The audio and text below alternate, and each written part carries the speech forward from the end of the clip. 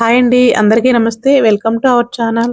ఈరోజు వీడియో వచ్చేసి పిల్లలకైనా పెద్దవాళ్ళకైనా ఆరోగ్యానికి ఎంతో మేలు చేసే ఆమ్లా క్యాండీ ఎలా తయారు చేయాలో వీడియోలో చూద్దాము. ఈ ఆమ్లా క్యాండీ ఆరోగ్యానికి ఎంతో మేలు చేస్తుంది. సి విటమిన్ పుష్కలంగా లెవెల్స్ తగ్గకుండా చూస్తుంది. స్కిన్ కి, హెయిర్ కి కూడా చాలా హెల్ప్ చేస్తుంది. రోజుకి ఒక 2-3 ముక్కలు తిన్నట్లయితే కనుక.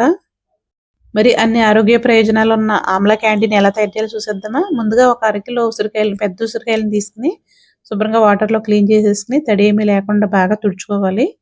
తుడుచుకుని ప్యాన్ కింద పెట్టేసుకోవాలి. ప్యాన్ కింద పెట్టుకుంటే కనుక మనకు తడి ఏమీ లేకుండా ఉంటుంది. తర్వాత చూడండి, వీడియోలో చూపిస్తున్న విధంగా చాకు తోటి ఇలా ఘాట్లు పెట్టుకోవాలి. అన్నిటికీ ఇలా ఘాటు పెట్టేసుకున్న తర్వాత ఇప్పుడు ఒక హోల్స్ ఉన్న గిన్నెలో ఉసిరికాయలకి ఇలా గీతలా ఉంటాయి కదా, మనం ఆ గీతలో నాడ్చి పెట్టుకుంటే కనుక మనకు ఉడికిన తర్వాత తీసుకోవడానికి బాగా వస్తాయన్నమాట. ఇప్పుడు స్టవ్ పైన గిన్నెతోటి వాటర్ పెట్టుకుని కొంచెం వెడల్పుగా ఉండే గిన్నె తీసుకుని ఇప్పుడు ఈ గిన్నె పెట్టుకుని హోల్స్ ఉన్న గిన్నె మనం ఉసిరికాయలు వేసుకున్నది దానిపైన పెట్టేసుకుని పైన మొత్తం కవర్ చేసుకోవాలి. అప్పుడు ఒక 10-15 నిమిషాలు మనం మంటని మీడియంలో పెట్టుకుని ఉడికించుకుంటే చూడండి ఈ విధంగా ఉడుకుతాయి. బాగా ఉడకనక్కర్లేదు, కొంచెం లైట్గా ఉడికితే సరిపోతుంది. తర్వాత ఈ చల్లారిలోపు మనం అరకిలో ఉసిరికాయలకి 400 గ్రాములు పటిక బెల్లం తీసుకున్నాను. పటిక బెల్లం ఇది చిన్నపిల్లల పాలలోకి అది కలుపుతూ ఉంటారు. పంచదార బదులు పటిక బెల్లం వేస్తున్నమాట. కావాలంటే మీరు బెల్లం కూడా వేసుకోవచ్చు. దీన్ని చిన్న చిన్న ముక్కల కింద తీసుకుని ఇప్పుడు ఉసిరికాయలు కూడా చల్లారిపోయినాయి. చూడండి ఎలా తీస్తే మనకి దేనికి దానికి రేఖల్లాగా వచ్చేస్తాయి. గింజ విడిపోతుంది అన్నమాట, ఈజీగా వచ్చేస్తాయి అన్నమాట. ఇప్పుడే మనకి ఉసిరికాయలు అందుబాటులో ఉంటాయి కాబట్టి మనం ఇలా సంవత్సరం పాటు స్టోర్ ఉండి అన్ని చేసి పెట్టుకుంటే కనుక సంవత్సరం పాటు కూడా మనం ఉసిరికాయని వాడుకుంటానికి వీలుగా ఉంటుంది.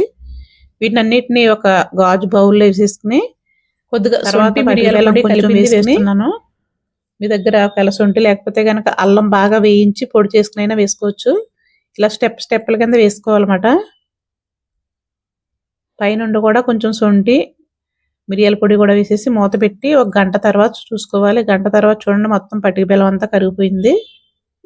ఒకసారి స్పూన్ తోటి బాగా కలిపేసుకుని మూత పెట్టుకుని అలానే ఉంచేసేయాలి. ఇలాగే ఒక 2 రోజులు ఉంచుకోవాలన్నమాట. 2 రోజులు ఉంచితే కనుక మనకి పటిక బెల్లం బాగా పాకంలోనూ పీల్చుకుంటుంది అన్నమాట ఉసిరికాయ ముక్కలు. రోజుకు 2 సార్లు చొప్పున ఇలా కదుపుకుంటూ ఉండాలి. పొద్దున్న, సాయంత్రం, మధ్యాహ్నం కూడా ఒక్కొక్కసారి ఇలా కలుపుకుంటూ ఉండాలన్నమాట. అప్పుడే పాకం అంతా కూడా మనకి ఉసిరికాయ ముక్కల్లోకి బాగా వెళ్తుంది. 2 రోజుల తర్వాత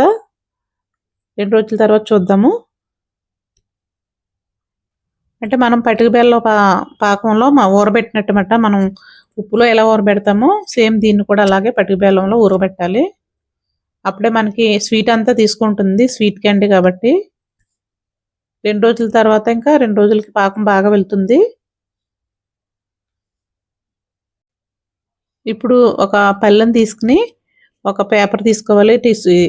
బటర్ పేపర్ కానీ లేదా ఏదైనా కవర్ ఉన్నా సరే తీసుకుని దానిపైన వేసేసుకోవాలి ముక్కలన్నీ తీసుకుని. చూడండి మనం ఎలా తుంపితే కనుక ఇరిగిపోవాలన్నమాట. పాకం బాగా వెళ్ళి కొంచెం మెత్తబడతాయి ముక్కలు. ఇప్పుడు ఒక్కొక్కటి తీసుకుని ఇలా బటర్ పేపర్ మీద వేసుకోవాలి. లేదా మీ దగ్గర ఏదైనా దళసరి కవర్ అయినా వేసుకోవచ్చు. దీన్ని తీసుకెళ్ళి మనం ఎండలో పెట్టుకోవాలి. ఇప్పుడు ఈ పాకం ఉంది కదా, దీన్ని మనం ఆమ్లా జ్యూస్ కింద వాడుకోవచ్చు. కొంచెం నిమ్మరసం వేసుకుని దీనిపైన ఒక పల్చటి క్లాత్ వేసేసుకుని ఒక 2-3 రోజులు ఎండబెట్టుకోవాలి. మధ్యలో మనకి ఇలా అంటుకుపోతూ ఉంటుంది, కలుపుకోవాలన్నమాట. 2 రోజులకి అయితే కొంచెం ఎండ ఎక్కువగా ఉంటే కనుక 2 రోజులకే ఎండిపోతాయి. మధ్యలో ఇలా కలుపుకుంటూ ఉండాలి. పేపర్కి అంటుకుపోతూ ఉంటాయి. మనం విరిస్తే కనుక ఇలా విరిగిపోవాలన్నమాట. ఇప్పుడు దీంట్లోని ఒక 2 టేబుల్ స్పూన్లు పటిక బెల్లం పొడిని తీసుకుని బాగా కలిపేసుకోవాలి. తర్వాత ఎక్కువ పొడి, ఎక్స్ట్రా పొడి అంతా రాలిపోవడానికి ఒక జాలిగట్లో వేసుకుని ఇవి జల్లించేసుకుంటే కనుక ఎక్స్ట్రా పొడి అంతా వెళ్ళిపోతుంది. దీన్ని ఒక గాజు బాటిల్లో స్టోర్ చేసుకుంటే కనుక 1 ఇయర్ పాటు స్టోర్ ఉంటుంది.